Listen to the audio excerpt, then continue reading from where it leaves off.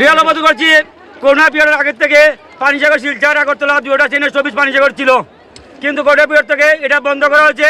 আমরা বিগত 22, 23, 24, 25 বিভিন্নবার কাগজ দিয়েছি জমা রেল দপ্তরের কাছে, আন্দোলনও করেছি।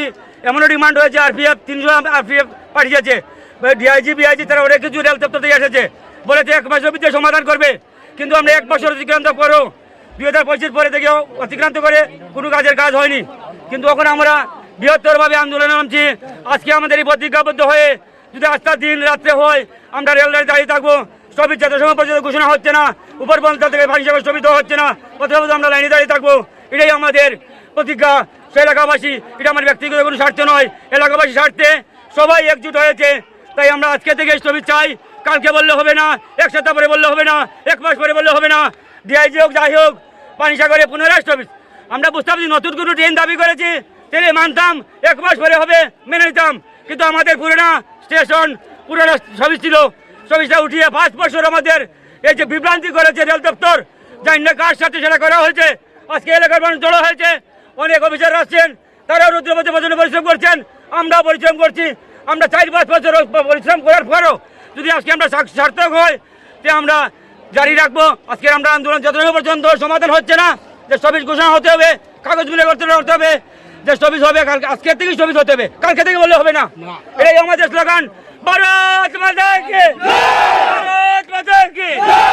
আপনারা এই স্টপেজ না দেওয়ার কারণে কি কি সমস্যার সম্মুখীন হচ্ছেন? সমস্যা আমাদের আগরতলা জিবি হসপিটাল, যে সরকার বিজেপি সরকার বিভিন্ন রকম হসপিটাল উন্নত হয়েছে, রুগী নিয়ে আমাদের যাতায়াত অনেক সমস্যা হয়, রুগী নিয়ে ধর্মড়ে যেতে হয়, অনেক ভাড়ার প্রয়োজন হয়, রিজার্ভ যেতে হয়। তারপরে আগরতলা যেতে হলে দামছড়া, বালুকছড়া, পদ্মবিল, দুবাঙ্গা, ট্রাইবেল কিছু এলাকা আছে, এদের থেকে গাড়িগুলো পাওয়ার সমস্যা হয়, রাত্রেবেলা তারা নামিয়ে যেতেও সমস্যা হয়। সবার জন্য আমরা আগরতলা আসা যাওয়ার নিত্যদিনের প্রয়োজন। তাই সবার কাছে মানে সবাই আবেদন করেছে যাতে আমাদের সুবিধা হয়, সেই ট্রেনটা সুবিধা হচ্ছে। দেখেন, আমাদের এই পানিসাগর স্টেশন শুধু এই পানিসাগর এলাকা নিয়ে নয়, ওটা পুরো এই ডামছড়া, খেদাছড়া, মিজোরাম পুরো এরিয়া নিয়ে আমাদের পানিসাগর স্টেশন। খেদাছড়া থেকে একজন লোক যদি আগরতলা যেতে হয়, তার ভোরবেলা 3টায় 2:30টায় পানিসাগর খেদাছড়া বাড়িতে উঠে তারপরে একটা গাড়ি নিয়ে আসতে হয়। একটা গাড়ি রিজার্ভ নিয়ে আসতে তার 1000 টাকা খরচ হয়। যদি আমাদের এই 64, 63 স্টপেজে, তাহলে এই গাড়িখানায় যখন ওরা বাড়ি থেকে আসবে, ভোরবেলা খাওয়া দাওয়া করে ঘুম থেকে উঠে তারপরে আসে, ওরা শান্তি মতো আগরতলা যেতে পারবে।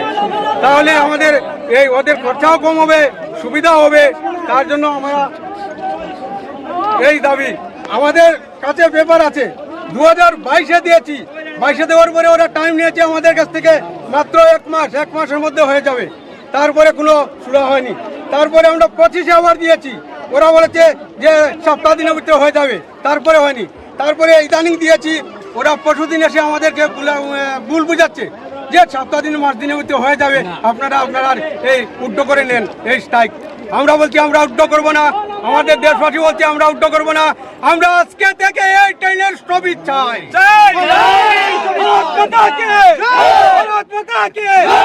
63-64 পানিসাগর স্থগিত দিতেই হবে। 63-64 করোনার পর পানিসাগর স্থগিত কেন উঠে নেওয়া হচ্ছে? রেল দপ্তর জবাব দাও, জবাব তোমাদের দিতেই হবে। লাগাতার দেশবাসীর আন্দোলন চলছে। দেখেন, ওদের ফাইলটা বা মেমোরেন্ডামটা আমাদের কাছে যখন পৌঁছেছে, লাস্ট উইকে আমাদের কাছে পৌঁছেছে, রাইট? তো এই ফাইলটা পাওয়ার পর বা ওদের মেমোরেন্ডামটা এত লোকের সাইনের পরে পাওয়ার পর আমরা এটাকে লামডিং ডিভিশনে ফরওয়ার্ড করি। অ্যান্ড লামডিং ডিভিশন থেকে খুব তাড়াতাড়ি এখানে ওরা ফাইল যেটাকে বলা হয়, ফাইলিংয়ে সব কিছু প্রসেস করা হয়। ট্রেন নাম্বার 15663 আর 64 স্টপেজের জন্য পানিসাগরে। তো লামডিং ডিভিশন থেকে সিনিয়র ডিএম সাহেব আর সিনিয়র ডিসিএম সাহেব ওনাদের লিডারশিপে, ডিএম সাহেবও ব্যাকআপেও আমাদের তরফ থেকে বা লামডিং ডিভিশনের তরফ থেকে রেলওয়ে বোর্ডে ফাইলটা চলে গেছে। এখন আমরা রেলওয়ে বোর্ডের লাস্ট যে ফাইনাল ডিসিশন থাকে ওটার জন্য আমরা ওয়েট করছি। এখন area manager sir, senior DM সাহেব কোঅর্ডিনেশনে আছে আজকে রেল লোকো ব্যাপারটা নিয়ে। ওনারাও চেষ্টা করছে বা আমরাও সবাই চাচ্ছি যে রেল লোকোটা না হোক, কারণ এই জিনিসটা অলমোস্ট ফাইনাল হয়ে গেছে।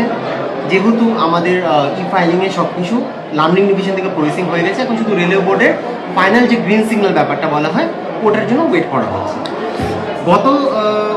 গত ইয়ারে গত ইয়ার 2025-26-এ অল ওভার এনএফ রেলওয়েতে 257টা নতুন স্টপেজ দেওয়া হয়েছে প্যাসেঞ্জার গাড়ি, 257টা নতুন স্টপেজ দেওয়া হয়েছে। তো এই ব্যাপারটাও আমরা খুবই পজিটিভলি দেখছি, আর এই জিনিসটা আমাদের তরফ থেকে লার্নিং ডিভিশনের তরফ থেকে রেলওয়ে বোর্ডে ফরওয়ার্ড করা হয়েছে, যেটার লেটারও আমরা সবাইকে শো করেছি। আজকে অ্যাজিটেটরদের যারা আছে এখানে তাদেরকে আমরা শো করেছি।